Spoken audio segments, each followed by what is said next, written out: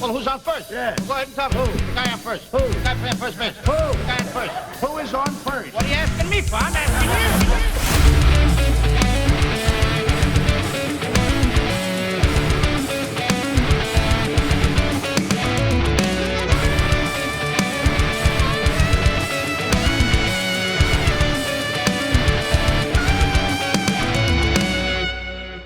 What is up, everybody? Welcome to this episode of Who is on First. Thank you guys so much for listening. Appreciate it.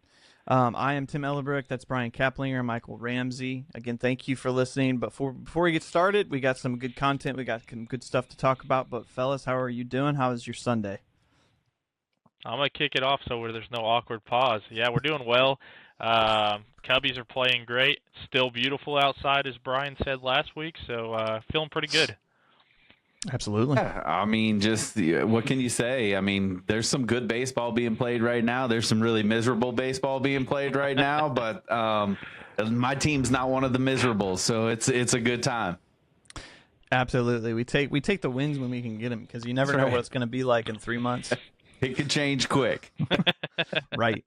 Today is beginning of May, so we're going to start our Players of the Month series. How we do that is we like to break down position players from pitchers, from relievers, from rookies for each league. So I was really excited about this because the hometown represented team have a couple that could have made it. So I think it'll be fun to break down. But before we get started, I thought it would be fun to break down the just like where the teams are at, what the league is looking like across the board. We were kind of talking beforehand. We kind of soaked up a little bit, but Brian, you mentioned that the amount of teams that have played above 500 teams versus the ones that have won a lot versus lost a lot. The Cardinals have a nice record against them, but I do find it interesting how many teams have played a lot of above 500 teams and how many have not. For instance, the Pirates playing 19 games against them. So give me your guys' thoughts on kind of where the league is right now, where the standings are, surprises, and like, wow, I didn't know that was going to happen. Obviously, the Mets being the worst record in baseball was something we kind of see going on now, but we didn't think about it when the season started. That is definitely maybe one of the biggest surprises is how bad I would say the NL East is outside of Atlanta. Like, I thought that was going to be one of the biggest competitive divisions that there was coming into the season. And really, Atlanta's just said, hey, we're going to take advantage of everybody else falling to pieces, and we're going to run away with this. And on the flip side, like, we were talking about this a little bit earlier, but who would have thought the NL Central is actually the most competitive baseball division right there sitting? Like, I expected the Cubs to be where they are, and I mean, it's taken them a little bit to get there, Michael, but they're finally there. And, you know, as hard as it is to get out and not throw up a little bit in my mouth in the process, they're playing really, really well. I mean, I even have some compliments to some players that we'll get into a little bit later on, which is hard, but, you know, I had to be fair on this one. But Tim, I think you hit it. Like, it's just fascinating to me. You said the Pirates with 19 games, like the Nationals have 23 games against plus 500 teams.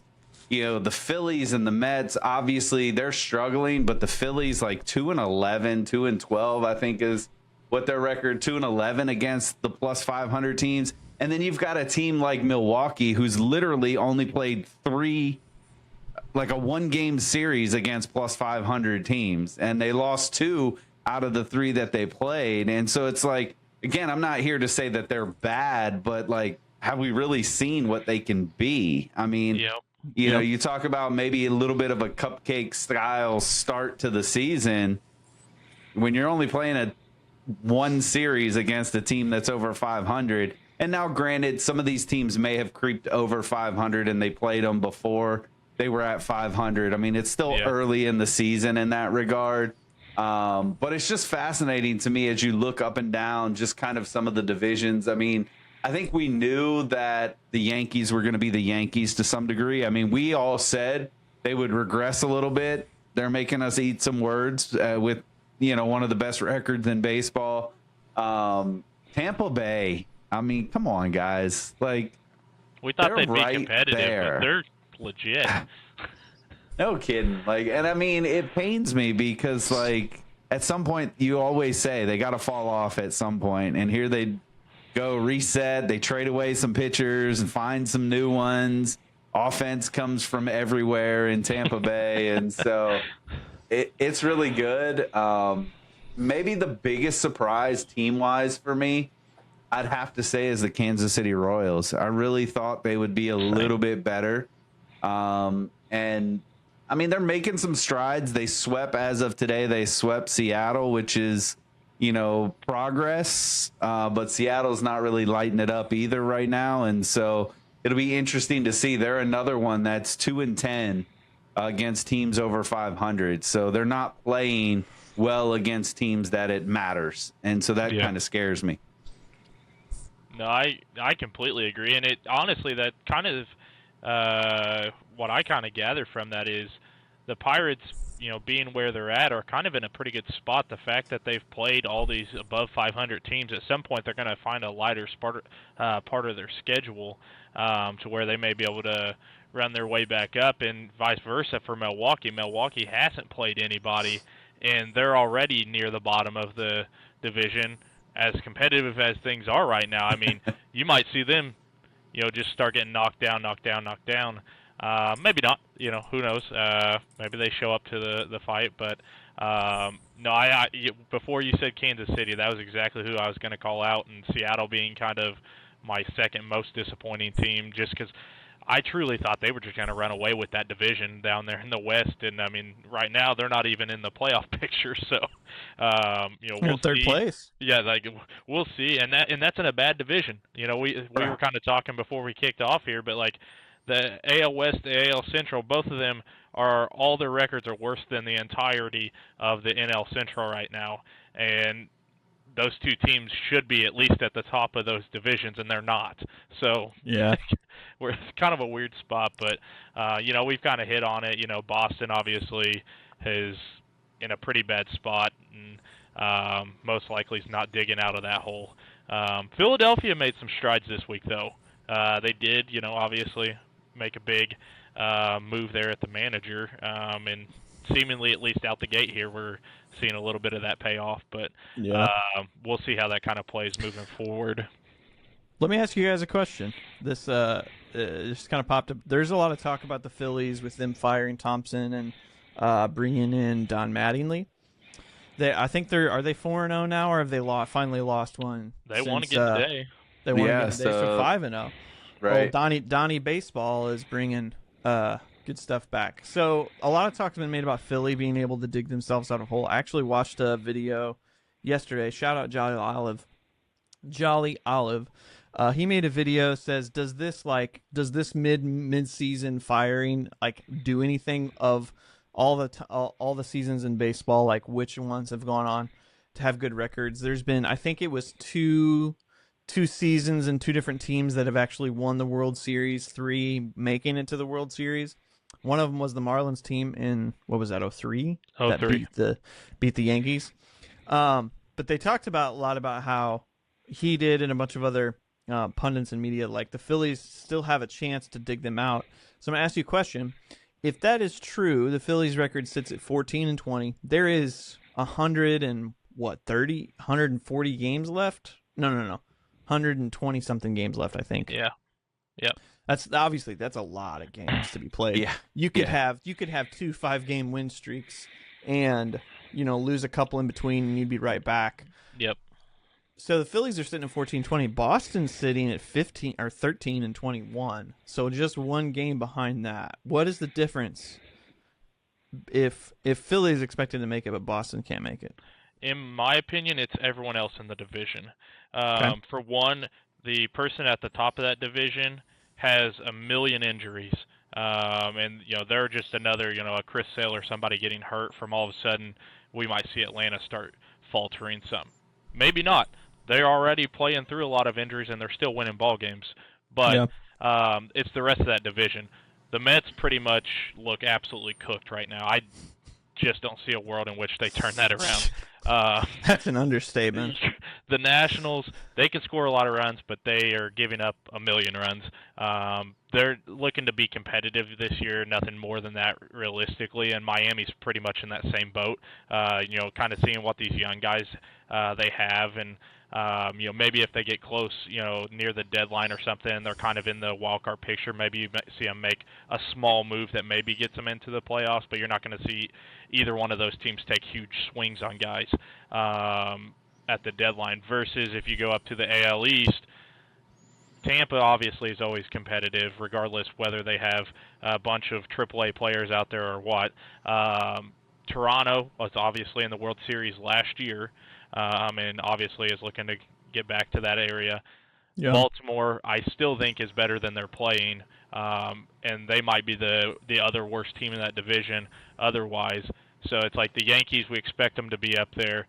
Tampa, like I said, they're going to be competitive. Toronto, we know they have World Series aspirations. So it's just the fact that they have, at minimum, 3 very good competitive teams ahead of them, plus a young Baltimore team that we're a year removed from, or 2 years removed from them being the number 1 seed in the AL. So it's obviously not that they're bad either. So that to me is the big difference, is just the other opponents in the division. So I'm going to play devil's advocate a little bit here on this side, looking at the division. The AL is significantly worse than the NL. That's true, in my opinion. And you're saying the American they might get a wild card. Yes, overall, exactly. So I could see a world in where Boston actually climbs out of this ahead of Philly, in the sense of kind of the very same thing you were saying a little bit, Michael. But when you look at the whole, conference side of things, because Philly, in my opinion, yes, in their division, they don't have a lot of people to climb over. I mean, they're right there. They're going to be able to kind of find their way back in it a little bit, because they're really only 2 games back of second place. Correct. The problem is they're still 6 games back of Atlanta, and Atlanta's not showing any time they're going to slow down. And so I don't know that they will necessarily, unless they go on some sort of historic run, be able to catch Atlanta. Now, the challenge becomes is again, there's still a long season ahead, but if this Central stays as competitive, they're going to lose out on a wild card spot because of the Central.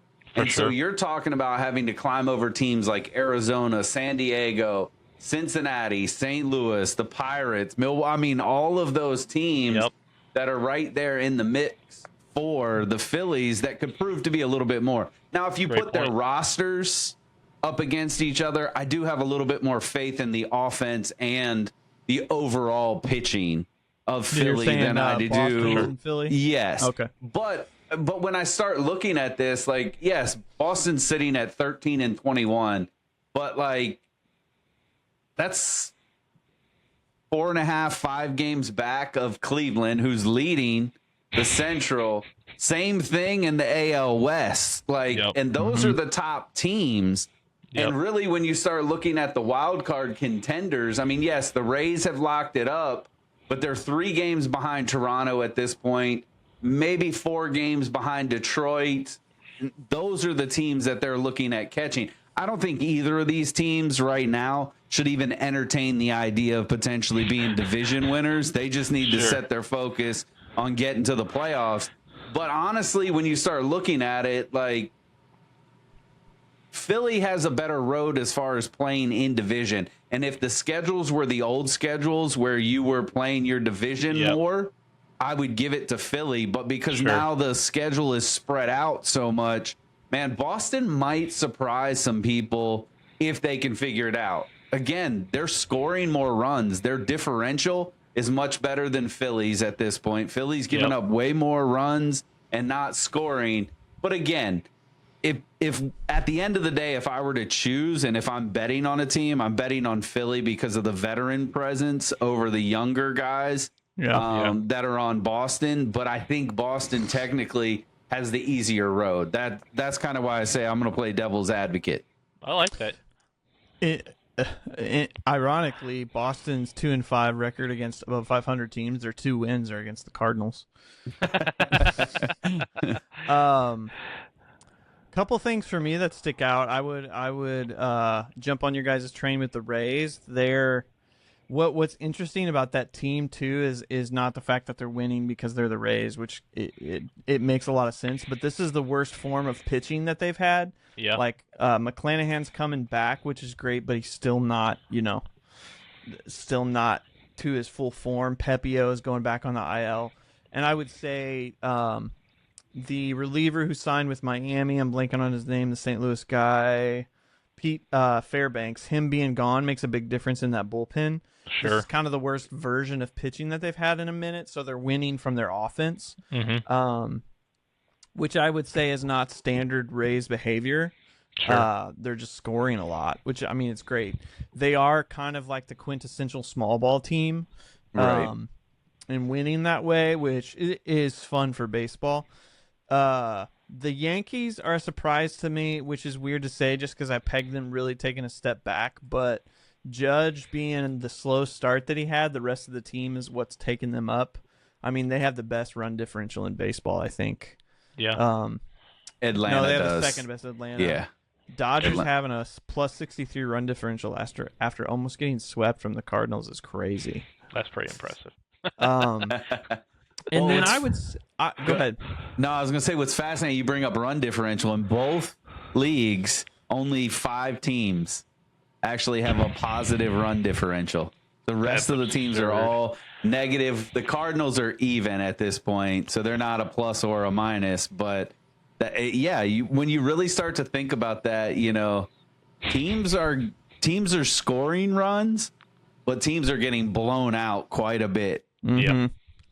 The two more that stick out to me, the Athletics being winning in that division right now. Obviously, we don't know if that's going to stay, but there's just some weird stuff going on in baseball, and the fact that they can do what they can do, and the Rangers, the Mariners, and honestly the Astros have better rosters in totality. Obviously, the Astros are insanely injured on their pitching side. Mariners have been an interesting thing with that as well because they swept the Cardinals. Now those games were within a 1 or 2 runs each time, so it's not like it was they weren't crazy blowouts in the sense of records versus each other, but they're still really, really hurting, but they have a positive run differential. Barely. They're hanging on. But they got it. Yeah. And then I would say it is interesting to look at the Brewers and the position that they're in because they have a plus 45 run differential. Like, that's crazy high. That's higher than the Cubs run differential. And the Cubs are slugging their way to wins. Oh, yeah.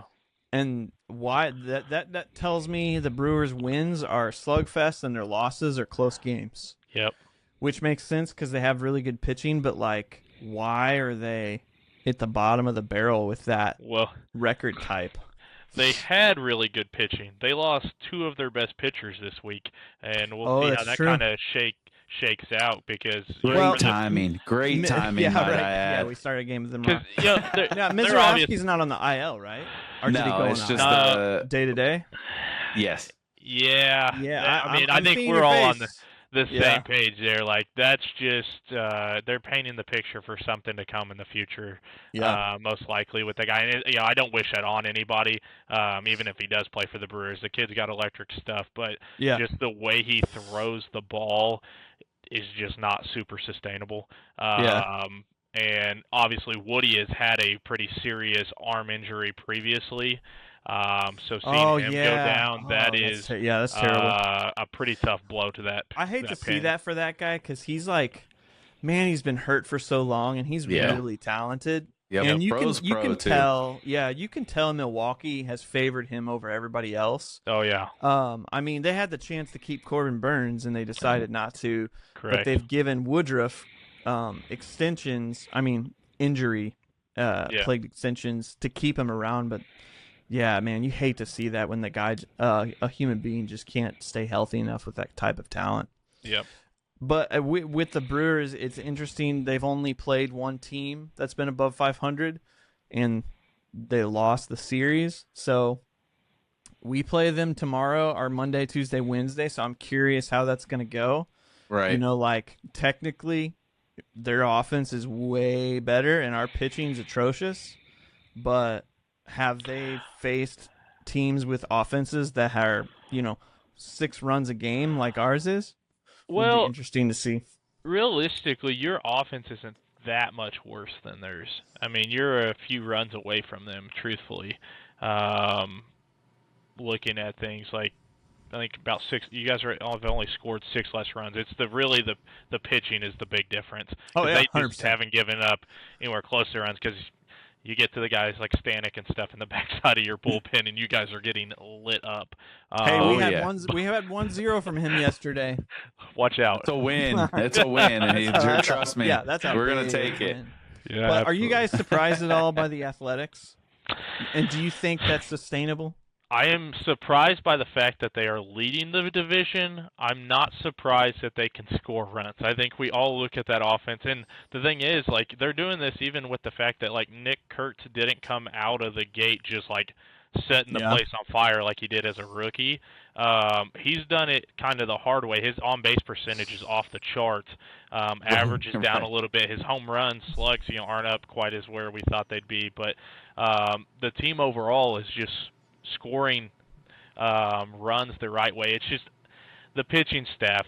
I just don't see how they can sustain winning games. I mean, shoot, they're leading the division with a negative 10 run differential right now, and we're over a month into the season. Like, that's just absurd. Why is that division so terrible? It's crazy. Just Right. crazy. I mean, And there's some talented teams down there too. Yeah. I mean, you got good offensive teams there. I mean, obviously, we know Houston, probably one of the top offensive teams in the league. They just can't get out of their own way with pitching. So their run differential is absolutely just blown up, negative 23, not because they're not scoring. They just can't keep anybody else from scoring in the process. But when you look at this division, a +5 with Texas, who's sitting under 500, is the best run differential in that division. That, to me, just screams like the Athletics can take it this year if they want to. As bad as their pitching might be overall, I don't think the depth is there for them to sustain it. And if the Rangers get hot, or even Seattle, let's say, gets hot because they do have pitching, if their pitching starts to turn the corner, I think Seattle can jump both of those teams very quickly, because Seattle's one, I think, even after getting swept in 3 games here, could turn around and win 7 in a row, and all of a sudden we're talking about them being the front runners in the West once again. Yeah. And I would say the same with Texas. I think their offense could get hot and carry that team. They do have some question marks because they have some young pitchers like Mackenzie Gore and some of those that you haven't seen consistency out of yet. You see flashes of greatness, and DeGrom's putting together a great start to the season. Can he keep that? Texas is going to figure some things out, I think, and be right there in the mix. But how much fun would it be to have a playoff game in Sacramento, right? And just see a playoff series that scores like 600 runs. Yeah, and you can only fit like 5,000 or 6,000 people in the MLB stadium. would hate it, but I think it Tampa would Bay be be like absolutely 5,000, hysterical. 6,000 fans. Great. Let's go. The last things I'll mention, it's interesting in that West division. The Athletics are in the front. The Angels, who are at the bottom, have scored more runs than them, so they technically have a better offense, but they're losing the games in the most stupid and absurd way possible. So it is kind of interesting, like, when you think about sustainability, technically the Angels are a better team, on paper. They're both sides pitching is obviously atrocious. Yep. But it is when you think about the two offensives, they're just winning games in certain ways. And then the last thing, I'm going to give a shout out to the bottom feeders who are still bottom feeders, but like kind of surprising. The White Sox, I mean they're third in the Central. It's not like they're bottom feeders, but they're pitching really well. Right. And I would say, like, Murakami being what he's doing, we thought he was going to hit home runs, and the pace is pretty crazy. Like, I think it's still true he has no extra base hit that's not a home run, which is crazy. He's hitting a single, a home run, a walk, or striking out. Yeah. And the strikeouts are obviously at the top. But the White Sox are pitching really well and way more surprised. I mean, 144 runs scored, 159 runs given that's pretty small. Yeah. And then I'm going to give a shout out to the Rockies, man. Yeah. I'm not saying like they're they're going to be the best team in the National League, but You telling me they're not a dumpster fire anymore? Yeah, they're not a dumpster fire. Shout out Trevor May. He put a video out about them, about the new hire at the baseball ops and their new staff turnover, and how whoever the name of the baseball operations guy, I know it's the Moneyball guy, but he gave an interview about how they're orienting their pitchers and giving them certain pitches with the ballpark in mind of that they throw at, and he just had this like, no way, we've been trying to get them to do that for like decades. And so I think it will be interesting because their record at home is really good. Yeah. Right. And so they're teaching and training their pitchers according to the ballpark they're in, knowing that the movement on their pitches is going to be less. Yeah. So it wouldn't shock me for them to finish third or sixth or fifth in that division. Yeah. So I'm kind of impressed by them. And then Moniak is tied, I think, for league lead in the National League in homers, and then Goodman is still hitting bombs like crazy too. So like, shout out to the previous bottom feeders for changing of the guard a little bit. Yeah, I will say, I think I saw last week or something, they picked up their 13th win of the year, and the previous 2 years they had over 60 losses before they had reached the 13 win mark. So that's quite a turnaround, truthfully. Hey, they're going to be big spenders at the trade deadline. Yeah. Watch out, boys. That's right. The funny thing is, like, the Colorado has improved in their office significantly in their staff and coaching. The White Sox are a little bit of the same. So is the White Sox getting better, like their kids getting better, or like the other teams just being even more atrocious? Well, I think it's kind of a double-edged sword. Murakami's been hitting absolutely lights out the and last Montgomery, man. few weeks, Yes. and Montgomery he's obviously a very good player, which I have a special place in my heart for that kid, obviously, being from like around my hometown, but they're winning some games just because they've got some power that we weren't necessarily expecting, but they're going to be one of those teams that, is going to show some flashes at points and then be really bad again, but then maybe show some more flashes. But I think they do have some good young players there. Obviously like Teal and stuff. Got hurt during the WBC, but he's obviously a very good young guy as well. But I was also going to call out Minnesota did the opposite. They were super impressive to jump out the gate. April 14th, they were leading the entire AL, and now they have one of the worst records in the league. It's only a matter of time, brother. Only a matter of time. Pretty impressive. with one of the best run differentials in the AL. Yeah. Yep. I mean, they just scored mad runs early. Yeah, they did. Baseball is a beautiful thing, man. It's crazy to think. Now, I mean, the Dodgers will win the World Series again, so it's not like parity is, different. But to think the way the season shakes out and how it's going versus how it went last year is like, whoa. Boston got in the wild card, and there's probably no way that they make it back type thing. You know what I mean? Baseball is beautiful. All right, you guys ready? Let's do it. Let's jump in. Okay, so we're going to do our Players of the Month. Before we jump in, give us a like, subscribe. I appreciate it. We're going to do top 3 of each category. So for you guys listening, give us a comment and put yours down. We'll see if they match up. So we're going to start in the AL. We're going to do position Players of the Month first. We're going to do top 3. We'll just go 3 to bottom, or number 3, then number 2, number 1, back and forth. So like clockwork, Brian, let's start it off with you. So what's your number 3? Number 3 for me, when I started looking at these, Michael, you and I were talking, it became infinitely harder than I expected it to be looking at this. But I settled on number 3 is Josh Jung in Texas. I mean, the kid is having a great year. He's at 381 in the month. Not big power. I mean, solid power, 4 home runs, those things, a 1.4 WAR. I mean, he's just doing the things right. I mean, a 204 WRC plus, that's really been one of the biggest metrics for me that I pay attention to now more than anything, just because it does signify if they're a solid player, not just offensively, but overall. Now, obviously, offense weighs in heavily. Yeah, for sure. But I look at that and like that was impressive to me. I almost put him higher, but the two people I have higher, I think deserve the spot that they're at, and I think we're all going to be pretty close on the next ones. You know, I thought about Murakami not because his average is there, but I think he's doing something special for the White Sox. And then the other one, like as slow of a start as he had, Aaron Judge still is proven why he's one of the best hitters. But as funny as it is, those two guys didn't make it. Jung starts it off for me at 3. So I actually have Good the exact same guy slotted in my 3. Like I said, I did not realize how many guys had really come out the gate so hot, especially throughout the month of April. Some of these slash lines are pretty impressive. So I really started digging in. And like you said, part of it comes down to WAR and some of those more expanded stats is why I ended up slotting him in there. The two guys I called out for honorables were Vladdy. The power just wasn't there, but everything else was off the charts for him.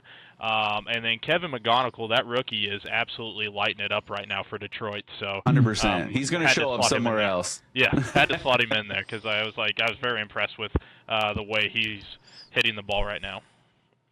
Those are good picks. So I'm going to give my honorables first. Murakami sits on my honorables. Bobby Witt Jr. sits on my honorables. So part of my category choosings are based on expectation a little bit, and so my expectation of Bobby Witt's a little bit higher. Not that he, still making, what are we going to say, the top 5, in players of the month is still a pretty significant thing for me. So my number 3 is actually, I'm going to give it to Shea Langoliers. Good pick. Yep. I mean, he's had an incredible offensive month. Yeah. And also to be from the catcher's position, I think max number of games is we're 32 games in for most people. He's played 30 of them. Obviously, some are at DH. He's caught a lot. He's just got a good, solid overall. I mean, he's got a 328 average for a big catcher that's supposed to be a power-oriented catcher is pretty phenomenal. And the fact that he's in a different position every day, so it's not a consistent he's behind the dish every day or he's just DHing every day. He's my number 3. It is also why the Athletics are probably partially leading the division. Yeah, and it was a big make or break year for him too, because he had struggled last year and there were questions about whether he could put it together. And so obviously he said, I'm gonna bet on myself and show you I can do this. And I mean, off to a great start. I had him on the list, but he's not gonna make it. Number 2 for me is going to be Ben Rice in New York, especially with the slow start for Judge. They needed somebody to step up, and I mean he's really taken to that. Did that a little bit, just a little bit, right? I mean 321, 10 home runs in the month of April, 20 RBIs is that's not a slouch, and this isn't what I would consider a household name for the Yankees. Like most people, if you say list the top 3 Yankees, he's not going to be on that list.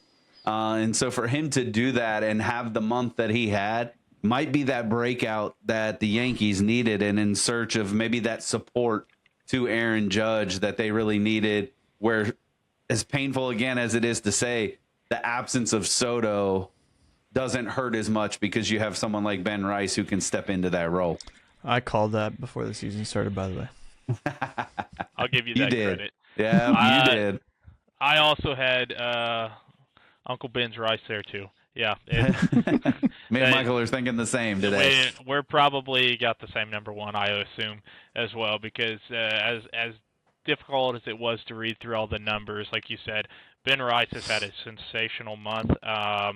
Truly really carried them early in the season. Judge was really struggling coming out the gate, and Rice was really kind of pushing that thing forward. The thing I really like to see from him was the fact that he's walked 18 times in the last month. Strikeouts are still up a little bit, but the rest of his, I mean, he's still got a great on-base percentage. Average is there too, along with the power. So I'm not upset with it by any means. But it was nice to see that he is taking some walks. Yeah, and plays a great first base. Yeah, He does. So I mean, it's kind of Ben Rice is also my choice because, like we said, the number one's the same. But it is kind of interesting when you think about it. Murakami's got just 2 more home runs than Ben Rice, and he has struck out 33.8% of the time, whereas Ben Rice is only 25.4, which 25.4 is an above average, or I guess below average strikeout rate. But he's also got a 327 average, right. batting average at the same point. There are 2 players with a 700 slug in the AL. One player, let me just make sure I'm looking this right. One player with a 600, and everybody else is 500 or below. Yeah. Judge being the one in the 600 slug range. Two. Jung is also in the 600 range. Is he? Yeah, he's 655. Oh, I don't have him. I have him 545 for my day range. I wonder if you guys are including a little bit of May. Sneakies. No, I have April 1st through the 30th. Yep. Oh. Did you include March? I did. Yep. You included March. We just I did did. April. It's okay. I still love you. It's just those few days. You're really right. You're right. All right. So since we're all gonna have this, should we all say it at the same time? I was gonna say the same thing, right? It's gotta be probably outside of some of my Cardinals players, my absolute love of baseball in Mr.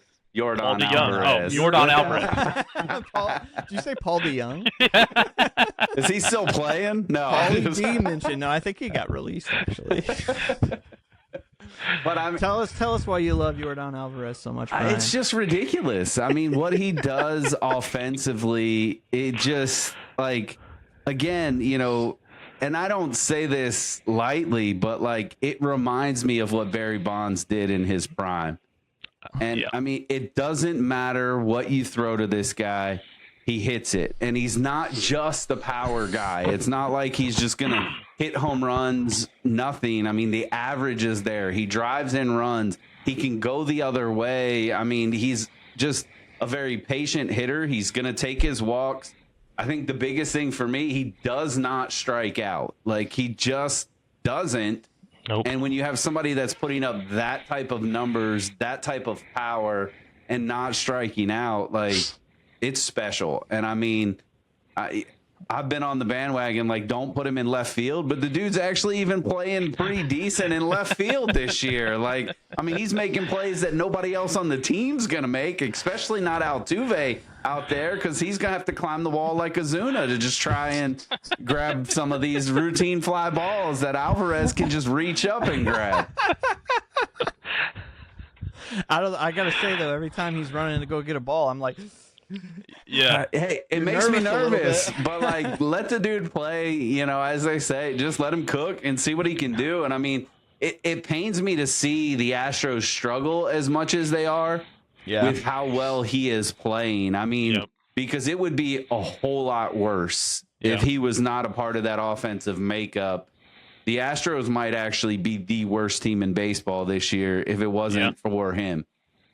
Yeah, it's one of those tough things too, because I feel like you see this happen every 5 or 6 years, where some guy just has a really special season, but the rest of his team's just absolutely atrocious. And a lot of the time it ends up affecting MVP voting.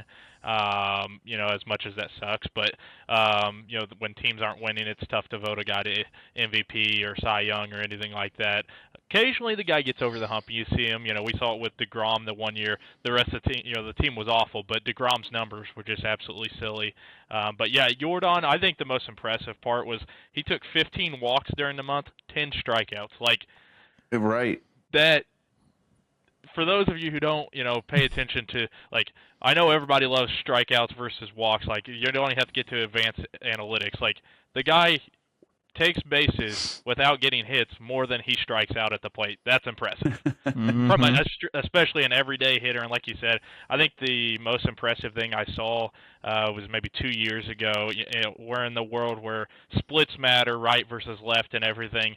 And his splits were basically identical, 300-plus average against both righties and lefties. And it's This guy is literally, I 100% agree with you. He's probably the most legitimate hitter kind of guy like Barry Bonds we've seen since about that time frame.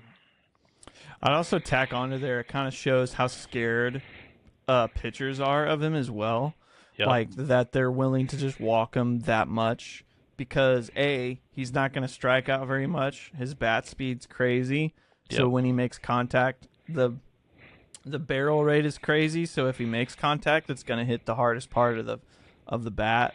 Yeah, I mean, you do bring up an interesting point, Michael, because like the players that have these kind of special seasons and their team is atrocious, like the Houston Astros are wasting that kind of talent. Right. Imagine him on the Yankees right now, or imagine him on the Dodgers, who originally had him right now. Oh my gosh. Instead of Kyle I'm Tucker, glad. The Dodgers went and traded for him to bring him back. Like how atrocious that would be. Yeah, how atrocious that would be for Major League Baseball, and like special at the same time. Yeah. But yeah, I mean he's got the clean sweep. We got 1 and 2 at a clean sweep. How cool is that? Who All right, would let's have guessed? move on to the starters. So we'll start at number 3. These are kind of fun. So Brian, start us off with yours. All right, my 2 honorable mentions I'll throw out there because I think it's deserving, and this may get some backlash, but it's okay. I'm going to throw out Parker Messick from Cleveland. I mean, had a great month, rookie, but, deserves to be up there as far as AL pitchers. I'm going to have Max Fried in that conversation as well. Surprisingly, the Yankees starting pitching shows up and down this list when you look at stats, which is crazy to me. But I landed at number 3, and I'm going to give shout out. You already mentioned them, to the Chicago White Sox, and Davis Martin had himself a month right there. He ended up going 3-1 in 5 games, 32 innings. A little lucky, I'm going to be honest, but hey, if you're playing for the White Sox and you have a sub-2 ERA for a month, you deserve some credit. That's very fair. I was going to call out, he was one of my honorable mentions, and then I had Messick as well. Cleveland just has a factory that they produce these random pitchers. I don't even know where they get these dudes, but it's unbelievable. So my number 3, I actually had, and I went back and forth between my 2 and 3. I had Cam Schlittler there. That kid is a boss. You had him as your number 3? He is my number 3. Now, like I said, I went back and forth on some stuff, and that's all right. If your argument is he should be higher, I'm not going to necessarily disagree with you there either. Hey, man, you do you, boo. It's your list, brother. Yeah, you do you. Yeah, that's right, boys. What are you talking about? So, yeah, I mean, just to throw out a little bit of what, that kid started 6 games, 3 wins, 1 loss, 1.7. The whip, Tim and I love that, is at .83, so sensational month. And then I'm sure you guys are going to call it out here whenever he's on your list, because I know he will be. He had 41 Ks in the month, and so I mean, just special stuff. I mean, we saw a little bit of it last year from him, and so the big question coming into this year was like, are we going to see that same guy? Our guy's going to start to figure him out, and so far the answer is no. That kid's the real thing. All right. So my honorable mentions would be Seth Lugo, just quietly being one of the oldest humans on the planet, but like still dominating. Max Fried is an honorable mention. He didn't make my list because my expectations of him are being a little bit higher. Yeah. Yep. He's had a pretty good April. His strikeouts are a little low for me, but that's fine. But my number 3 is I'm excited for this list because I think we're all going to be a little bit different. But Jose Siriano is my number 3. That dude has had an insane April and 11.1 K per 9, a lot of innings. You could say on a team that kind of, I mean, he's not the Jordan of pitching, but on a team that's just can't pitch to save their life. He's up there just throwing Ks and darting and throwing 100. Man, he's got a great run, and he ended the season last year in a really good way too. So Angels will have a good time watching him every 5 days. Not many other days, but yeah. I mean, right now he's the only one that pitches when they win. Yeah. It's their last 10 games. Their only 2 wins were literally the games he pitched. So you're right. And it kind of makes you ask, like, why does he have a loss? Like, how is he? Right. I mean, it's just unfortunately playing for a bad team there. So, picking up my number 2 was Michael's 3. I think Cam Schlittler is going to slot in right there for me. I mean, everything you already said. I mean, it's right there. 10-1-6 K per 9. I mean, the fact that he can strike out the world.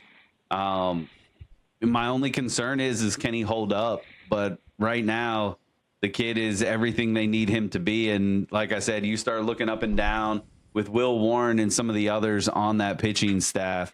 The Yankees have quietly put together a pretty solid starting rotation if this holds. It's a freaking ridiculous rotation.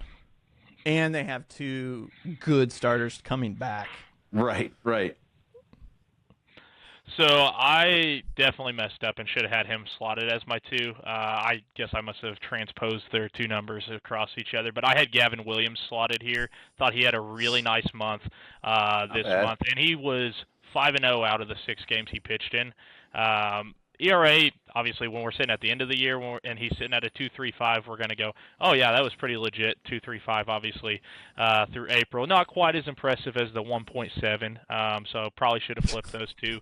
But he also had 46 Ks, 0.94 whip, and he threw, if it wasn't the top, it was near the top most innings of anybody.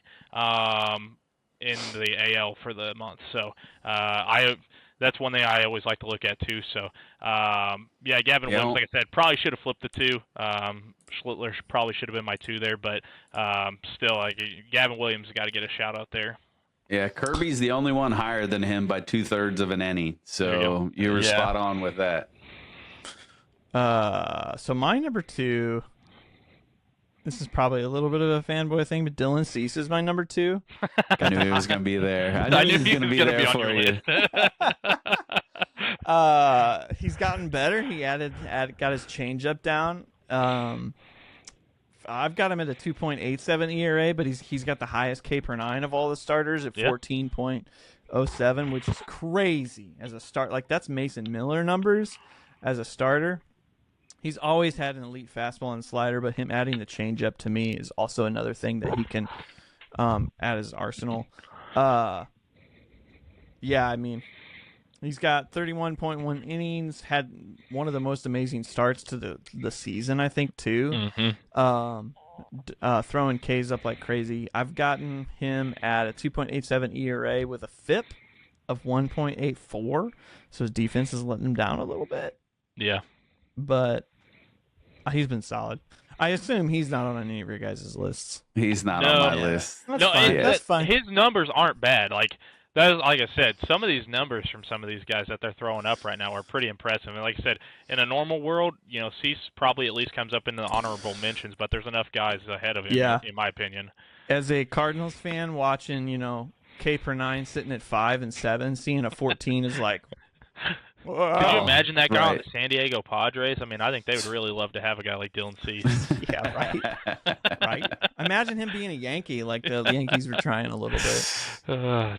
They already got enough, apparently, so we're good there. Yeah. No, I'm going to finish out. My top actually was your 3rd, Tim, and Jose Soriano. I think it was just special what he did for the Angels. Again, it's one of those things, and maybe I'm just drawn to these players on these miserable teams. I don't know. But he's a lover of the underdog. We know that for sure. Right. I mean, but again, 11.15 K per 9 for him. And then when you turn it around, he's only walking just about 3 batters a game as well. Yeah. It's pretty impressive what he was able to put together.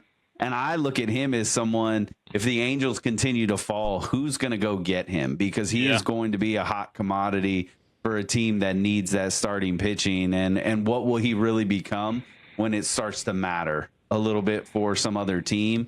And again, I know it's old school and not everybody's going to look at this, but the fact that you're at a 1.17 ERA is special. For a month, again, when you're talking about playing for a team that isn't known for the greatest defense or run prevention in the world, and you're still putting up those type of numbers, it's a special month. And to me, that deserved giving him the top pitcher for me on the AL side.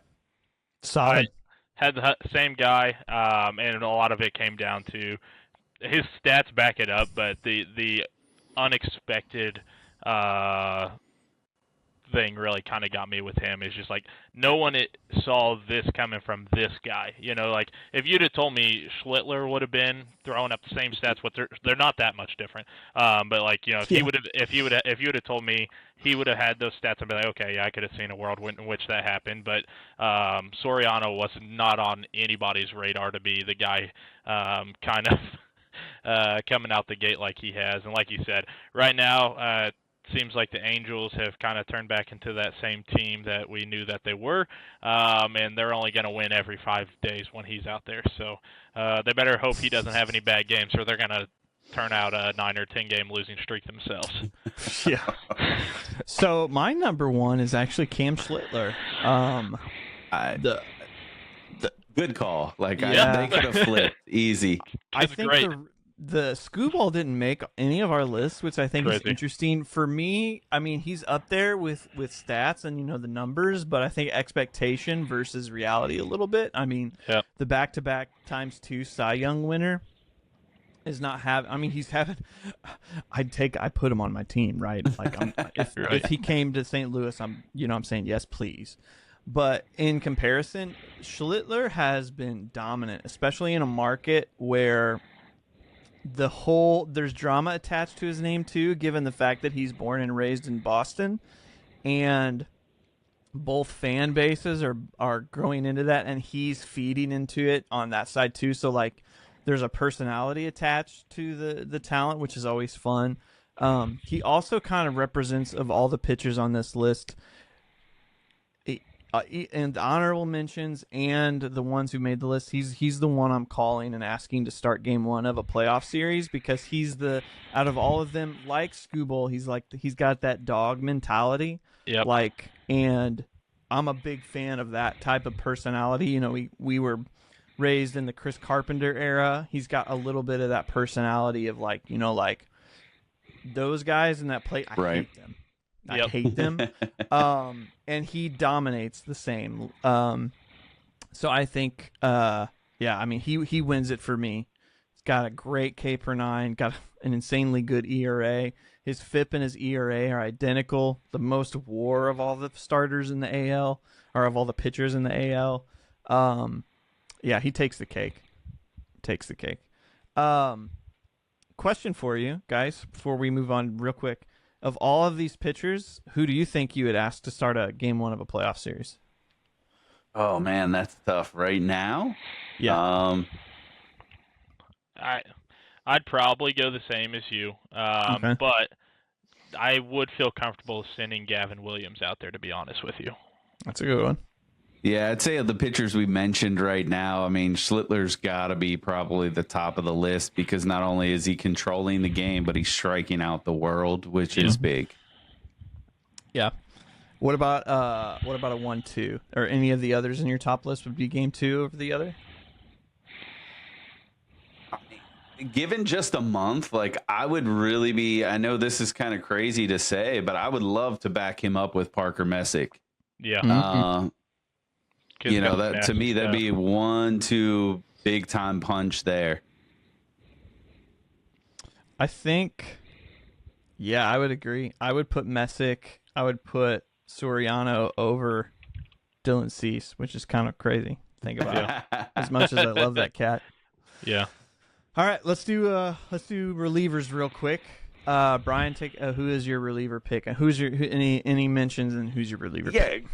So just a few mentions real quick that I'll throw it out there, and kind of be in order. I wanted to give Grant Taylor for the Chicago White Sox some credit. Again, reliever numbers are a bigger deal, I think, when you start off the early season, because one bad outing can really make your numbers look really, really bad. So when they're not only doing a good job of striking out, like a 15-1-2 K per nine in the month of April for that guy, and also keeping an ERA somewhat under 5, like that says some things, because usually you could see like 10s, 12s as ERAs that can really mount easily. Up. Right. And so I want to shout him out. Ryan Zefferson from the Angels as well has had a great month. Give him credit. Kind of going third, second here, Sean Burke, and then Eduardo Bazardo for Seattle. Secretly a guy in there, but I think we're all going to kind of settle on this. The guy at the top for me is Varland from Toronto. I mean, It's just ridiculous what he's doing, keeping people off the base passes, striking people out at a high clip, almost equal to what Mason Miller's doing, not walking anybody. I mean, that's what you want for a reliever. He doesn't quite have the saves as some of the other guys in the league, but that's because Toronto wasn't putting themselves in position for saves early on.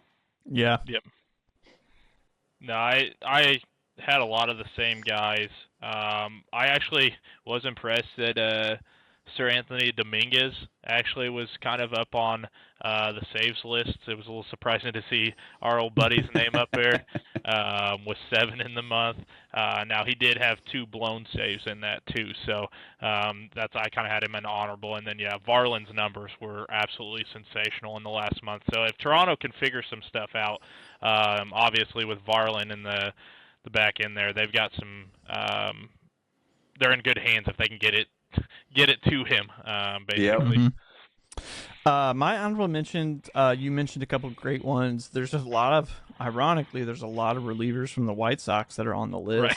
Right. Which again, back to our point, it's probably why they're winning quite a few games.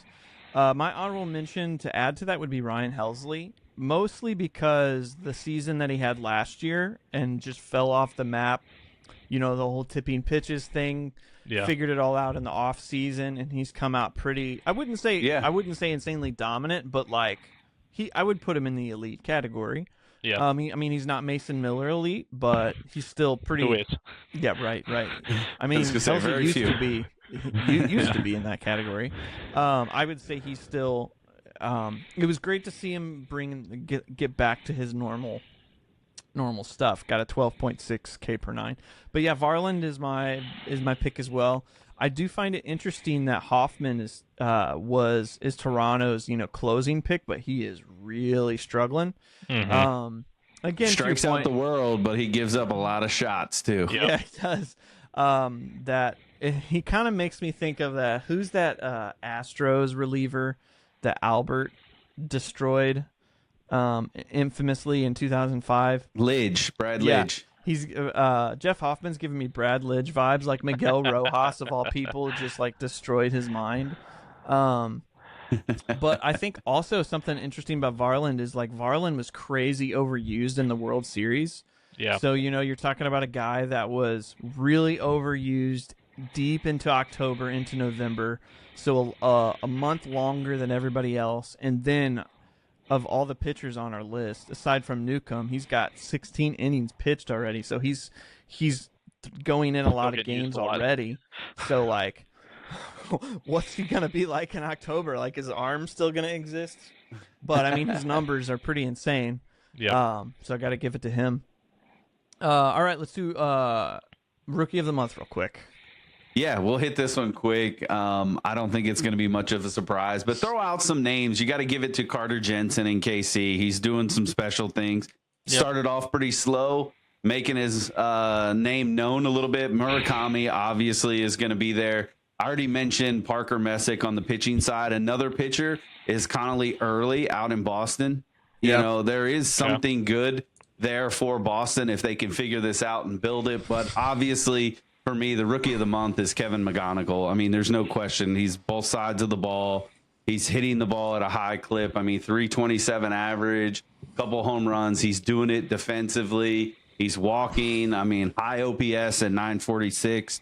I mean, for a rookie, that's pretty special numbers right there. Yep. So I had a lot of the same guys on there. Obviously Murakami, Messick. I did throw DeLauder on there. He started the year off really nicely and really helped Cleveland get out the gates. So I felt like I should put him on there, even though he has taken a bit of a nosedive post the St. Louis series.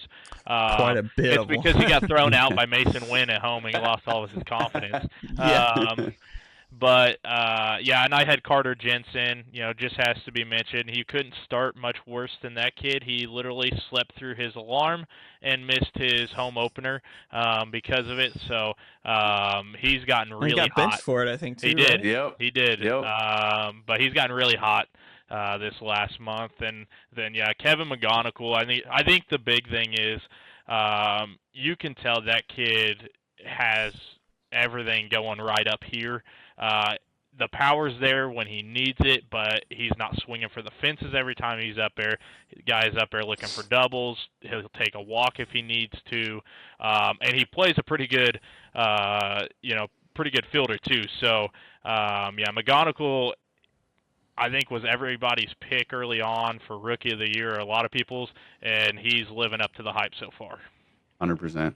Yeah, I mean, so McGonigal is like just the best overall. Probably next to Bobby Witt, like the next best overall ball player. Yeah. Like of all the pieces. I mean, he's a rookie, so his power numbers aren't going to climb and soar yet. I think, what is he, 22, 21? Yeah, exactly. And, I mean, Bobby didn't start his 2020 season until his third season in the big leagues. Yeah. Right. So, or his 2020 30-30 type of run. Yep. And McGonigal up to this point is still hitting in the 300s for a rookie is pretty crazy, especially in this type of game.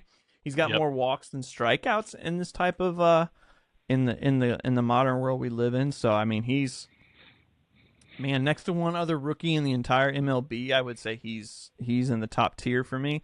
My honorable mentions were going to be Murakami and Early. I'm actually a big fan of Early. Sure. I really, really like him. Mm-hmm. He's got some command issues, and he's walking a lot of people. But I think, I also kind of think stuff going on in Boston's, affecting it a little bit. A rookie getting his feet in the big leagues, and then you got all this, all this toxicity from afar. What it seems like can get in your head a little bit, and he's still insanely talented. But McGonigal, man, he's just a ball player. You know what I mean? A ball player. All right, let's go over to the National League. Let's do this. Brian, start us off. All right, MVPs for me. Some of the honorable mentions, and then I'll go to third, and then Michael, let you go. But honorable mentions, you got to throw out someone like James Wood. I mean, the kid is special. Yep. I'm going to be really, really interested to see what the Nationals choose to do, because the last time, obviously, they had somebody special like this, they ended up using them to get a bunch of prospects. Yep. So will they do that again, or is Wood going to kind of be that centerpiece that they try and figure this out with? Will be fascinating. I'm going to butcher his first name, but I've got to throw out there Margot Vargas from Arizona. I mean, nobody saw him coming, and what he's been able to do is special. And then his teammate Corbin Carroll as well for me, even after not being able to start it because of the injury, coming back, he's been impressive. Some of the power perspective that we've seen from Corbin's not there, but it's good. I landed at number 3, and I wanted to make this guy much, much higher on my list, but it's just not fair to the other players. And my number 3 ended up being our hometown boy in Jordan Walker. I mean, and I think why he's 3 and even above the names that I mentioned is because of the fact that nobody saw this coming. Absolutely nobody saw what he was going to do. And the fact that we sit here at the beginning of May, he's batting over 300.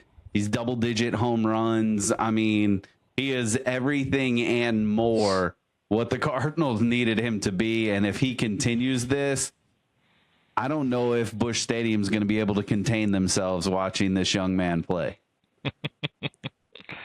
I mean, I'll kind of kick off there, right, with Walker. Walker didn't find my list, but I'm not upset that he hit yours or surprised. Can't tell you why. I mean, Yeah. who would have guessed, right? Who would have thought? I mean, And I feel like I do call him out quite a bit, as I am happy to see him playing well. What the Cardinals did to him over the last couple of years has broke my heart, and I'm glad he was kind of able to figure it out.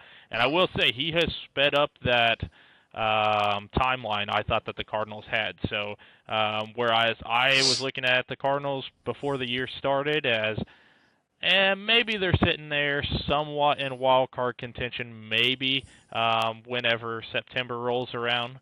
They legitimately are a team that could definitely end up in a wild card slot. Their pitching obviously is gotta fix concern, that. right now. But I had him on there as an honorable mention. I had James Wood as well. I had Andy Pages. Made my list. He had a really nice month from both the plate and also in the field. As you know, that guy kind of made a name for himself as a fielder last year, especially the way he ended the World Series. And then I called out the duo there in Miami, Xavier Edwards and Otto Lopez. Yeah. Both those guys had really nice months. Like I said, really decent fielding and very good hitting from both of those guys. So they've got a really bright future down there in Miami. But I did end up going with the kid from Arizona, mostly for the shock factor of the line he put out last month. I'll try to hit it too. Edmargo Vargas, 372. Would have loved to see the on-base percentage over 400 here. He was still at 393, 663 slug for a 1.1056 OPS from a guy that nobody saw or really had even heard of. I was very impressed by that, so he landed in my 3. Good choices. I'm going to add to the Miami thing, Liam Hicks. Has had a pretty good start to the season as well. Yeah.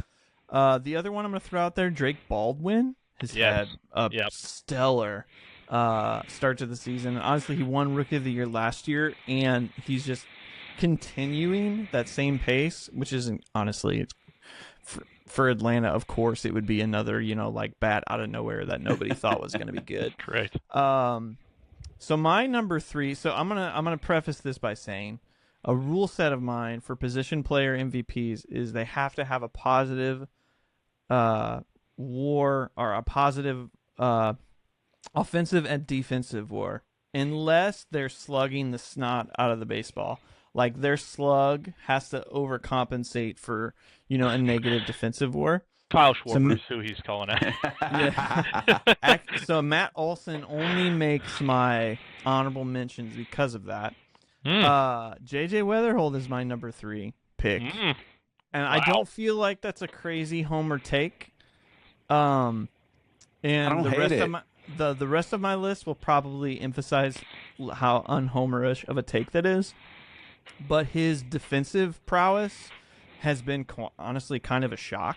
Yeah. He's up there with Nico Horner at the second base in defense, and he's striking out more than I think we anticipated him striking out, but he's also getting on base and walking at an absurd clip as well. Yep. So, he may be swinging and missing and trying to figure out how the league is throwing to him and everything, but he knows his strike zone like crazy at the age of 23. The first time, he's seen major league pitchers and major league pitchers have seen him. And the glove that he has at second base has just been kind of crazy. And I feel like the other thing for me is the expectation versus reality, how we didn't really have an expectation. And we thought he was going to be a good offensive player, and he's a really good defensive player on top of that. Is why he makes my list. Not because of the jersey that I'm wearing. Certainly not. Sure. It's okay. I'm just playing. I'm giving you trouble. I know you thought about that one long and hard. Because JJ was there for me. I thought about putting him on the list, and obviously he's going to show up later on in this conversation for me. Yeah. I ended up settling on number 2. It was almost a tie. I ended up leaving CJ Abrams off the list just because of what you said. His bat has been tremendous. The defense is a little bit questionable for me. I wanted to put CJ Abrams there because I really like who he is as a player. I just think maybe he's a little overmatched at shortstop. It may be one of those things, a position change wouldn't be horrible for him if you could get him to second base or third base potentially on a new team. Might be really, really good for him. I ended up settling at number 2 with Nico Horner. I mean, again, as much as it pains me to put a Cub there, I mean, the dude is well deserved.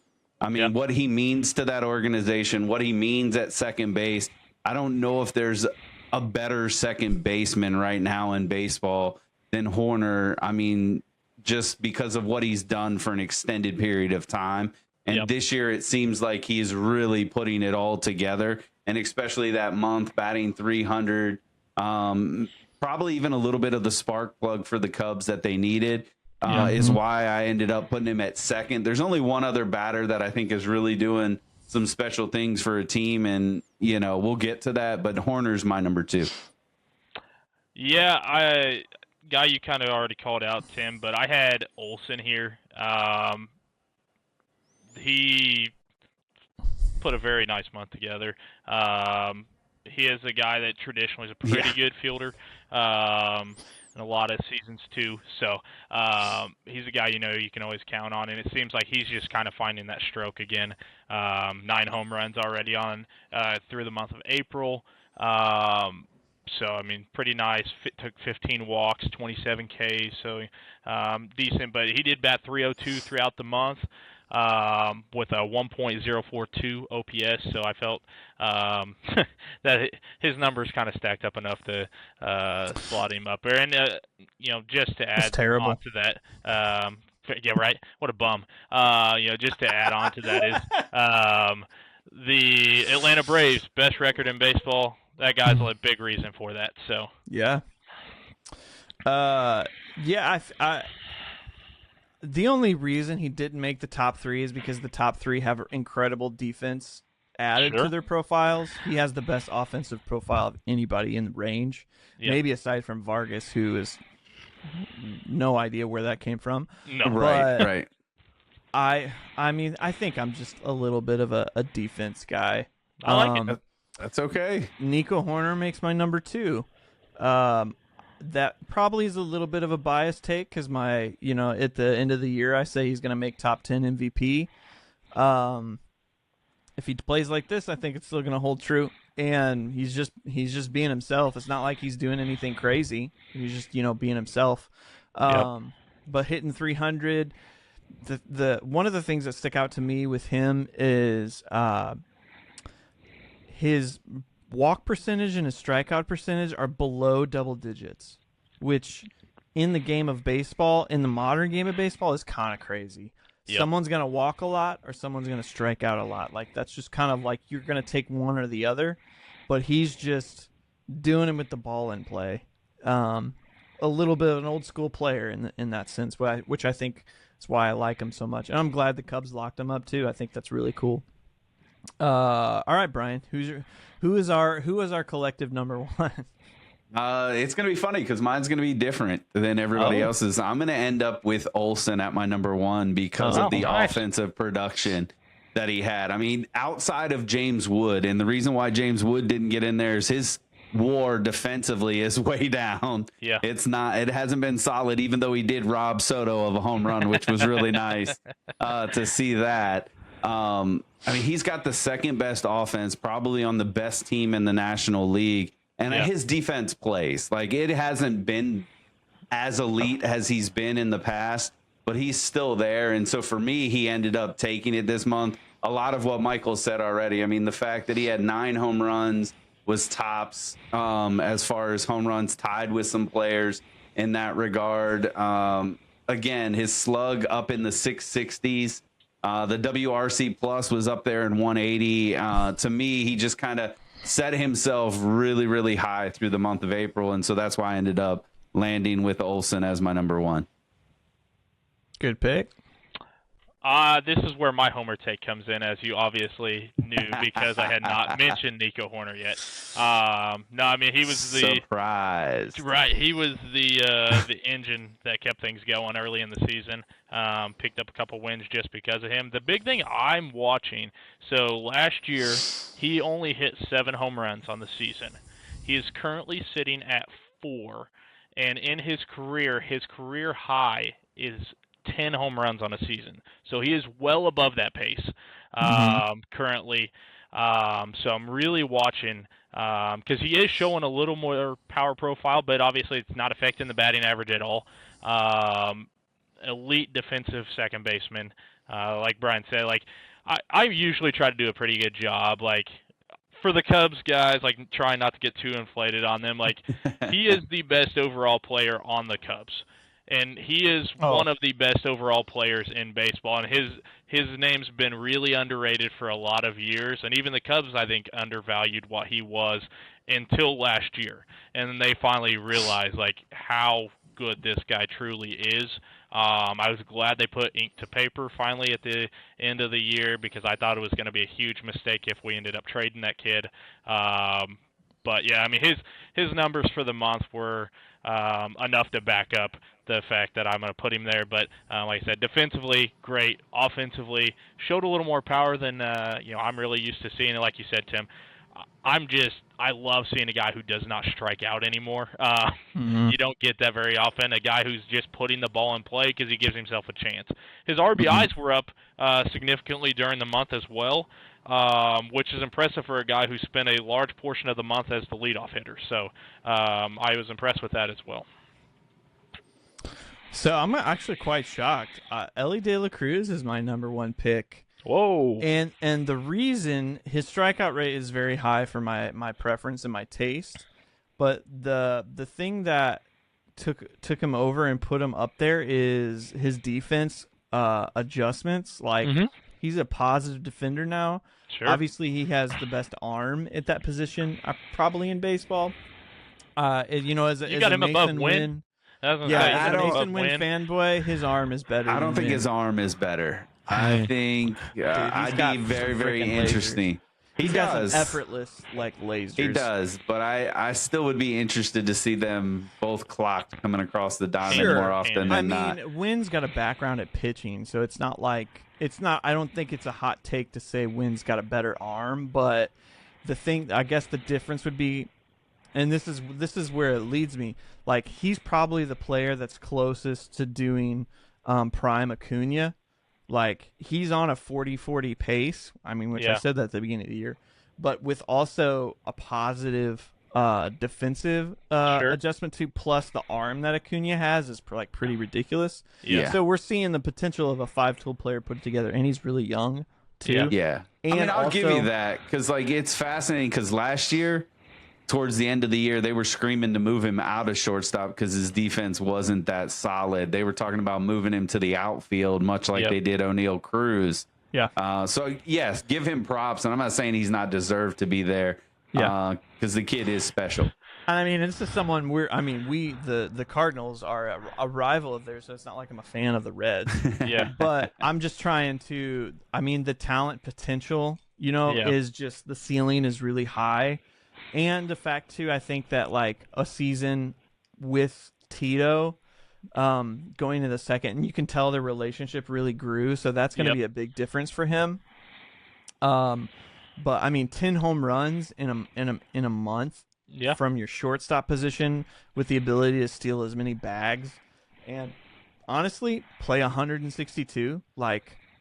He's got the body to be able to stand that. Like, you don't find that very much. Like, a 40-40 guy that can play 162 is pretty crazy. That can play elite defense. Now, the long period, are we going to see him be an Iron Man? Probably not. But because that's a lot of wear and tear on a kid.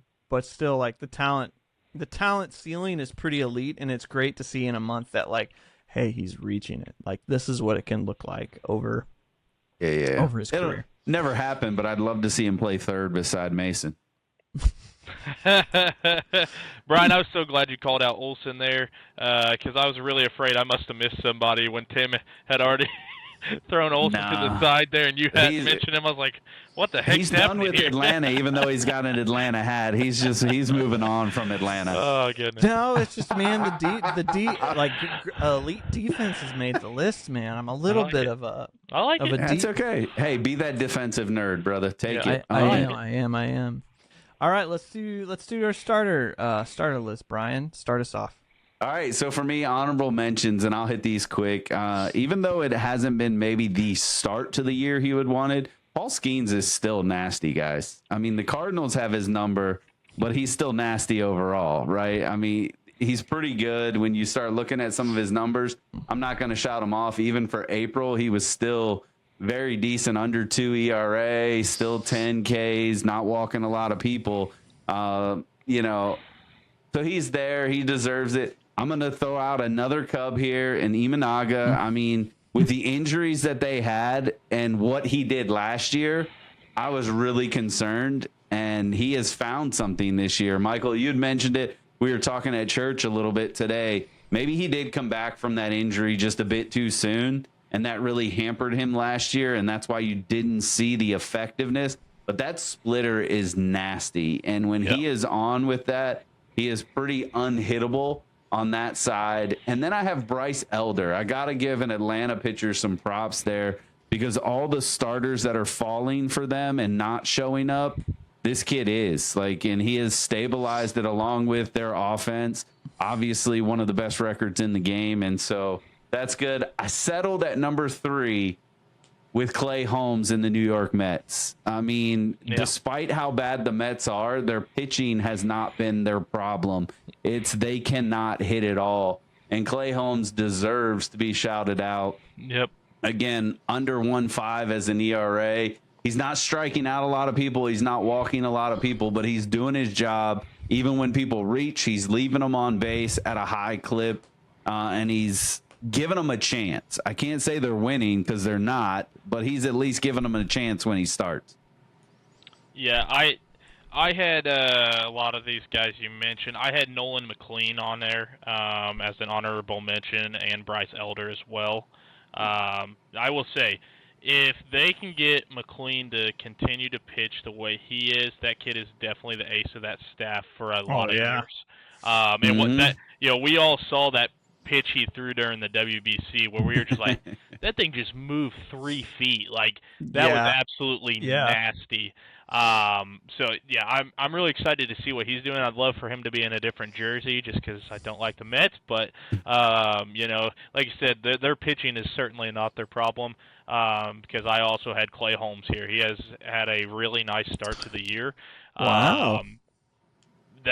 It's probably going to be the only time you're going to hear the Mets getting called out for anything good on the season. But their pitching's actually not been bad so far, at least not from their starters. Relievers may be a different story, but their starters have looked pretty good. Clay Holmes is having a nice season. So I'm going to throw some mentions out there because none of my mentions are anybody that you guys have mentioned. Do it. I'm going to mention Jacob Mizorowski just simply because the K per 9 is outrageous. Yes, it is. I mean, he is a 5-and-dive player, but those 5 innings are going to be stupid. Yeah.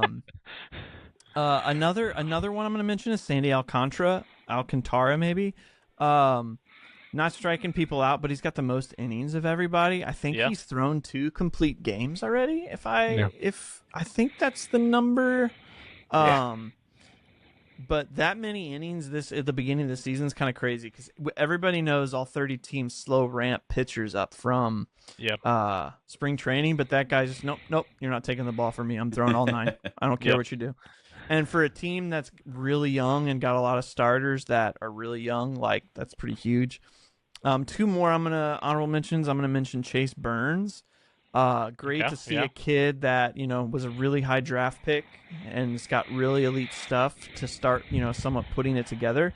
Got a 2.65 ERA, 10.3 K per 9. Last honorable mention is out of nowhere Chase Dollander from Colorado. He is one of the pitchers that, a 2.2 ERA in Colorado with a 10.9 K per 9. It's like, do they have a good pitcher? Now, he just got blown up right after the month of May started by Atlanta, but prior to that, and that's why he didn't make my list. So my number 3 is going to be Bryce Elder. Atlanta needs him, man, because shoot, everybody's freaking hurt on that team, and he's throwing a lot of innings. He's not a high strikeout guy, which is fine. I know that's not a high commodity in today's baseball, but kind of like the Cardinals with Michael McGreevy, like low K per 9, but if he can, for lack of soft contact, if he can get the right kind of soft contact, not the Miles Michaelis soft contact, like that's going to help that staff out a lot because he can give them a lot of innings and, maintain low runs. And so shout out to him, especially for his staff that, man, they really need it. 100%. So me moving into number 2, no surprise here, is going to be another New York Met. And this is where Nolan McLean lands for me in what he's doing. I think there was only one starting pitcher that was probably more dominant in the early part of the year in April than him. His stuff is insane. You already mentioned it, Michael. I mean, just that slot position of where he throws the ball and how it can move to both sides of the plate. He is an absolute stud if he can just kind of figure it out and become a little bit more consistent. But I mean, what he did, there's no doubt about it. Again, 2.37 ERA. I mean, he's up almost at 11 K per 9. I mean, there's a lot to like about what he's doing. He's not walking a lot of people. He is just difficult to hit. And one of the only pitchers that I can see that's an above a 1 in WAR, which is insane to me in the month of April. Sure. Yeah, that's where, 2, I have my boy Shota lined in there. Kind of crazy that he's currently the ace of the staff, considering we didn't even give the guy the qualifying offer. He just signed it and walked back in the clubhouse. But I'm not going anywhere, boys. He's not leaving. Mike loves it in there. So he's got a 2.15 in April, 31 Ks, which is really nice to see from him because that was an area we really did not see much from him last year. And then where I just love to see it is just his whip is 0.75 for the month of April, and that's just absolutely disgusting. The guy really came out there and shoved. And, the Cubs are hurting desperately for starting pitching, so the fact that they're getting a solid outing basically every time he's going out there right now is really nice to see. The reason I kind of knocked him is he did have a few less innings than some of the other guys. I think he was under 30 barely, but he was under 30, so that's why I held him down at 2. But overall, really nice month, and I'm not going to complain at all. Yeah, Shota's had a good start. I do think, Brian, you're onto something with the injury thing, because there has been a significant difference between like the Shota, second half Shota, and first half first year Shota. So my number 2, I'm same with you, Brian. Nolan McLean is my number 2. I actually toyed with 1 and 2 for him because mostly his stuff is just disgusting. Like Right. disgusting. A young kid is going to have some, time adjustment periods and everything. But the fact that those pitches move like they do is just like absurd to see. Got a low ERA in the 2s. High K per 9, 11.4. Low home run per 9 count, which is great. But he's just been super solid. And the crazy thing is the fact that he's got more losses than wins just kind of shows you how absurdly terrible that team is. Correct. Because it's like, how is that pitcher losing games? Shake And it's DeGrom. like, yeah, I was going to say he's the new Jacob DeGrom because, like, as nasty as DeGrom was, a low 1s ERA had way more losses than wins. Right. And it's just like, oh my gosh, that Poor team's Mets fans. Yeah, that team's cursed. So I guess that means, Brian, you and probably have the same number 1. Maybe all 3 of us. We'll see. We'll see. Maybe. I mean, I think you're right. I mean, as funny as it is, my number 1 landed, like I said, he just honestly was probably the best pitcher in April, and it comes out west from the Dodgers, and it's not any of the names that you would think, and that's Justin Wrobleski, the converted reliever to starter this year. I mean, made the 4 starts, 4-0. His ERA is a .69. I mean, he's not striking anybody out. He's not like this overpowering guy. But, I mean, when you start thinking about the pitching staff that is the Dodgers, now, granted, a lot of them are on their converted IL right now to save themselves for the second half of the season. 100%. But, I mean, what he did in 26 innings, like I said, moving much like Leahy from the bullpen last year into the starting role this year to fill a need. And of all the ones that we list, like, I mean, you talk about Yamamoto out there, and we saw how special he is in the playoffs last year. For him to outduel that as well as some of these other pitchers just is what kind of landed me there. I mean, he's keeping the ball in the ballpark, which is a big thing. He's keeping the ball down. And when you can do that and play for the Dodgers, you know that offense plays, so you're going to win a lot of ball games. Yeah. It's like except for right now. In the likes of Ohtani and Yamamoto and Glasnow and stuff, he's the guy that's sitting at the top. That is pretty impressive. But I ended up going with old boy Chase Dollander here. A lot of it comes down to we got ourselves a list, boys. I'm telling you, like we're all over the place here, so I like that. But Colorado, piece of it is really impressive. I was watching video, talking about the effects that Colorado has on their pitchers and stuff, like you said, Tim, and the fact that he's come out of that in the month of April had a 1.29 ERA, which is just very impressive in general, but especially from a guy that's pitched in Colorado a few times.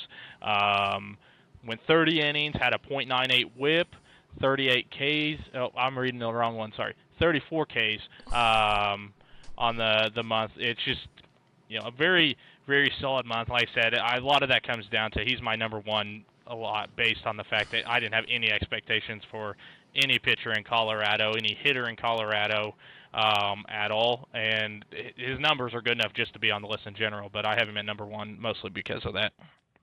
I like the pick. In that video, Trevor May talked about they added the seeker to his repertoire, which is interesting because you're like, that's just a normal fastball that almost everybody throws, right? And that's a pitch to contact type of fastball, but it's more based around the air and the movement, I guess more so the lack of movement that pitches have. So it gives him the ability to have a pitch that he can use his others to strike people out with. Right.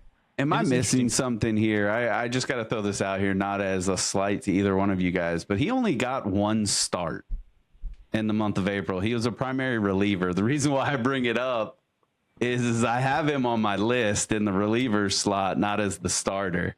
So technically that is true. He's only got 1 start. Well, he's got 2 starts for me. I mean, if he started early in the season, maybe. No, he only's got 1 start because no big deal. I just wanted to clarify. You're good. I like the pick. He's the he was my honorable mention, but he is the what did they play that? The swingman role. Swingman role. Yeah, coming in on the second part. Yeah. They were using the beginning of the season to build his inning count up, so they would always have him in there with a opener. It just tells you how much Colorado Rockies games I watch. A lot of that goes down. Also true. A lot of that goes down then to where you're looking at too, because I'm looking at MLB.com and they have him listed as 6 games. Oh no, actually I do see 1 star. So yeah, that's on me.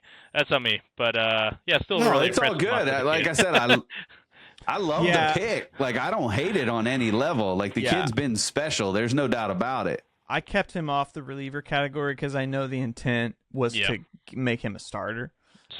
Technically, he's been more of a reliever than a starter, but you're good. In his recent start, he threw 6 innings. Yeah. So my number one, I love that we have different. My number one is Christopher Sanchez, which I think with the name, you kind of think of like expectations. I mean, he's a really high-paid pitcher. He's on an elite team, but the fact that team is just atrocious. Yeah. And he's probably the only good pitcher they have right now because Luzardo's had a pretty terrible start. Yep. Now Zach Wheeler's coming back, but it's going to be a minute because, he's coming off a really impactful surgery, so it's going to take some time. Aaron Nola's been atrocious. and their starting staff, I think, is one of the most expensive in baseball. So the expectations are really high, and I would just say he's maintained them on a team that's needed a good starter. And the addition is he's got one of the highest innings pitched counts. He's up there with Alcantara and Elder. Mm-hmm. But topping all three of those is he's got electric stuff, and he's striking out people like crazy with an 11. I've got an 11.1 K per 9, 2.56 ERA. He's been exactly what they needed, which on a team that's terrible is what puts that at the list for me. I'm also just a Sanchez fan. Like, I picked him as the Cy Young runner-up last year, and he's all about his picks. If we face Paul Skeens 5 times, he might take it from him. So that's my. Were we on number 2 or number 1? Was that number 1? That was number 1. Okay, that's that was number one. Yeah, that's number 1. Okay. Yeah. All right, take us to our relievers. All right, this one was, was a little bit more fun than I thought. I mean, I think obviously we're all going to end at the same person, who's going to be the reliever. A couple of shout outs I want to give: Dylan Lee, Ben Brown of the Cubs. I think the move to that setup role for him has been huge. Juan Murillo out there. The two that really kind of stole the show in the month for me, obviously one really just kind of took it away.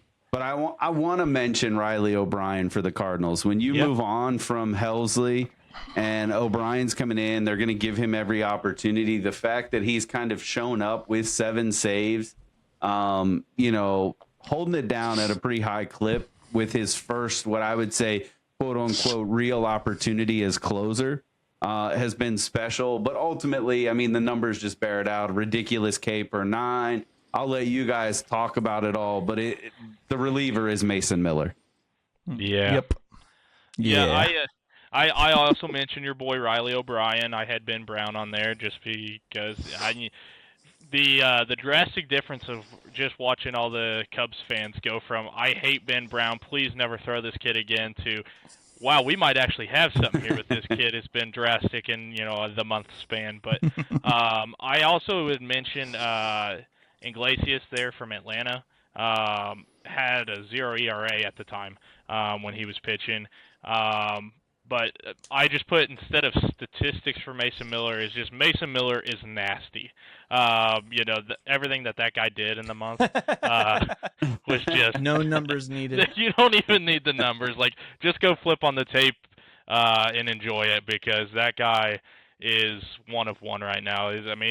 For you young kids out there, go back and watch what Mariano Rivera used to do to people, and just the way that they would go up there with no hope, and then go watch people bat off of Mason Miller right now. Like, I heard the other day, and probably the most impressive thing we've seen all year, and then it was a picture of a guy getting a hit off of Mason Miller, and it's like, that pretty much just sums it up of how good he is. I think it's your boy PCA, right? Yeah. Yeah. So my mentions are going to be some Pirates players. I'm going to mention Gregory Soto and Mason Montgomery. All right.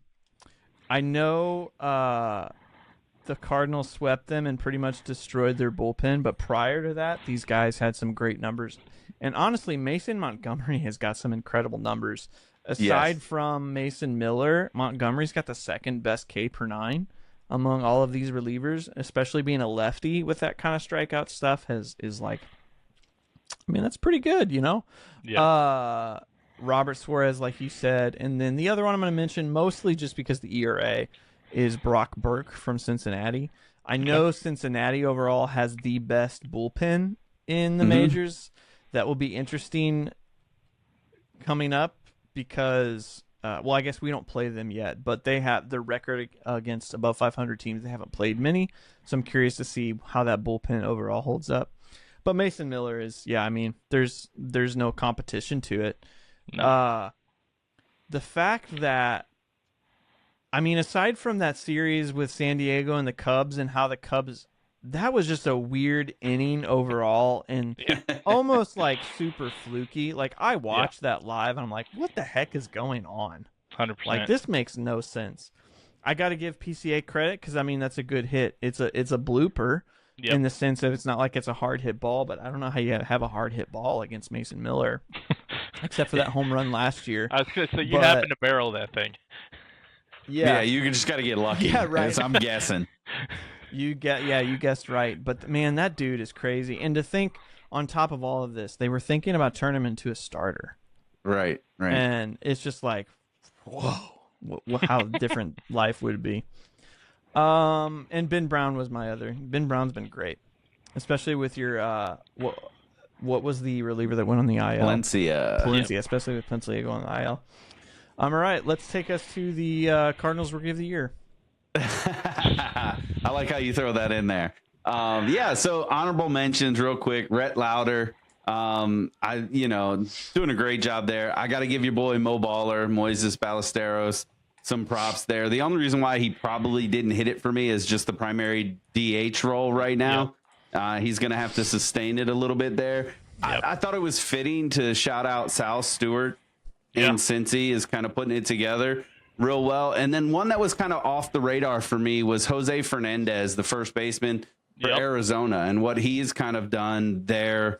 Not a lot of pop or power, but I mean, getting on base, really stabilizing that position there for them after they've seen a couple good, solid overall first basemen leave. I thought that was big. I actually landed on a tie with my rookie of the month, and the two are simply this. It's J.J. Weatherholt and Nolan McLean. I think both of them are well-deserving. For me, the average isn't necessarily there for J.J., but what he's been able to do with the glove has probably impressed me the most. We knew he was going to be a solid hitter, but nobody had him marked as a Gold Glove potential second baseman. I don't think ultimately he's going to win it, but I think he will be in the conversation as long as he keeps making plays that he's making at second base. And that has made the infield infinitely better than I think I expected coming into this season. And so that kind of catapulted him there. But when I started looking at McLean's numbers, it was like I couldn't just really pick one or the other. And so I just kind of bailed and said, we're going to have rookie of the months right here. And those are my two. Yeah, I can't blame you there. Weatherholt's been sensational. Ballesteros has been sensational. Unfortunately, he doesn't have anywhere we can slot him on the field. He's not, from everything I've gathered, is not a great catcher. He is just an elite hitter. And obviously he's doing it. Right. We have one of the better first basemen in the league, so we're not going to take and move Michael Busch off of that either. So, but he is raking right now. And kids taking walks, like on-base percentage is off the charts right now. Sal Stewart, like you said, has to be called out, what that kid's doing. And honestly, I think a lot of that is he is helping your boy Ellie out to be a better hitter and not have so much pressure on him. So we'll see what he can do. I had Fernandez as well. He's been a true surprise. But yeah, I had McLean here. You're not going to hear an argument from me if Weatherholt gets thrown there, because he's been great as well. It's just McLean has just been truly sensational. It's the way I look at it is McLean truly deserves to be among the top of the top pitchers in general right now. I wouldn't say that with Weatherholt. Weatherholt's been really good, and for a rookie, he's been great. But he's not among the elite of hitters or truly position players at this point. Sure. But he is really having a very nice start to the year. And like you said, his ability to just get on base has been obviously, I didn't know what kind of glove he had, but his ability to get on base has really impressed me. Absolutely. I'd probably shout out more than anybody Sal Stewart. I think he's been more surprising than I thought. I'd also add to the whole Ellie thing, he's been a good first baseman, a good glove to catch some of Ellie's sales and helped his numbers a little bit. I'm picking Weatherholt. Obviously, McLean is a great choice. I picked more so. I'm gonna be honest. My pick with Weatherholt was because his home run pop is a lot more than I thought it was going to be. Sure. He's on pace for like 35 homers this year, which I don't think is going to happen. But I mean, you never know. Walker was on pace for 60 And now he's on pace for like 52, which is still an insanely high number. Yep. So, and he's getting on base, and his glove is elite. But it wouldn't be wrong to pick Stewart or McLean in my mind either. Those three are kind of the top picks.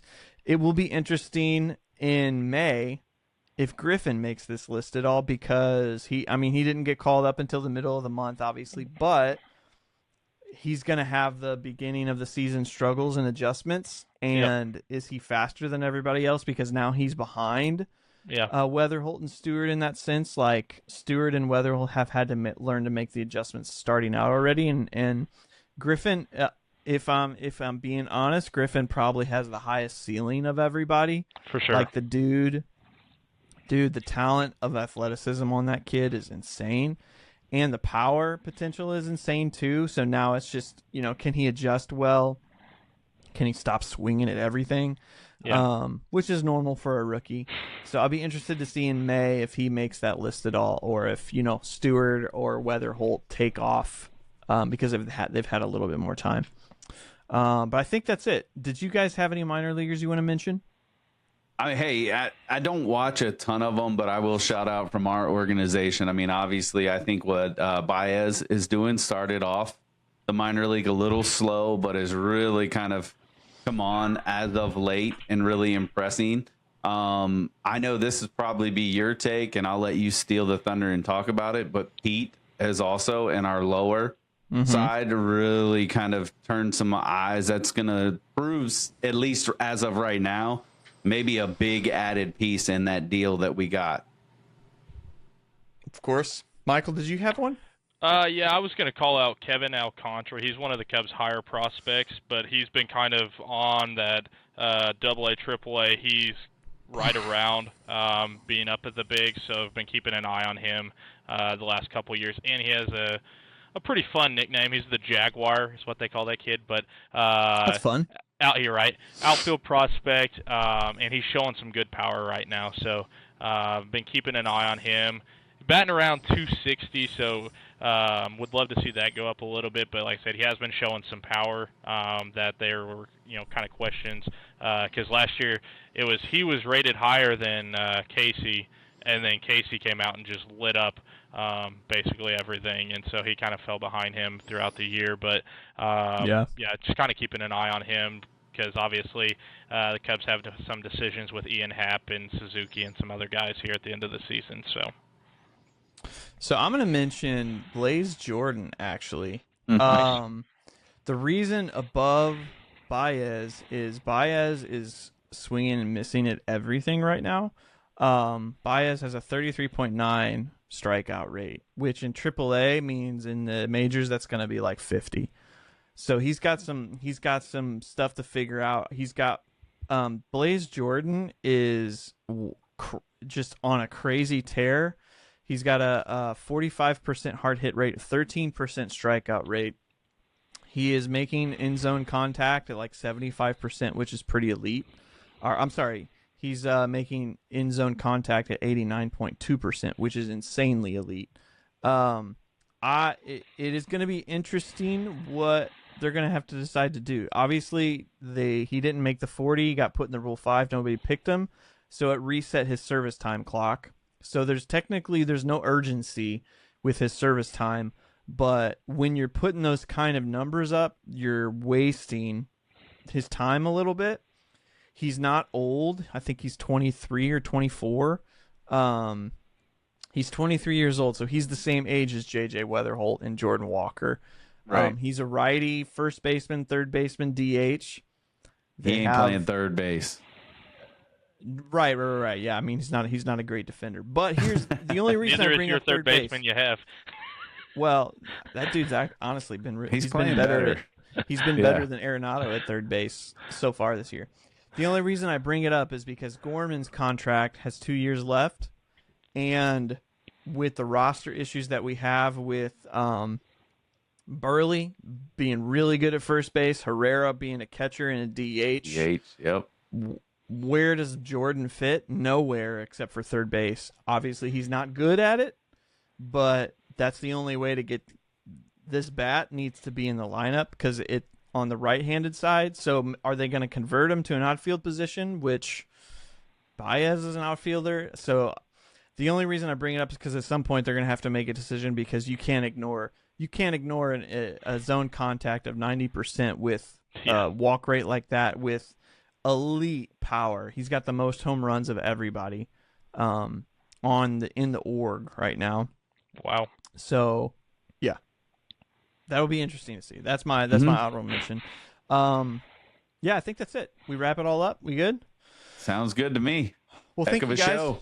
Yeah, thank you guys for listening. Really appreciate it. Give us a like, subscribe, and make sure to put it in the comments. Let us know some of your picks for players of the month. It doesn't have to be 3 per, but let us know what you think of our choices and let us know yours. And we will see you guys in the next episode. See ya.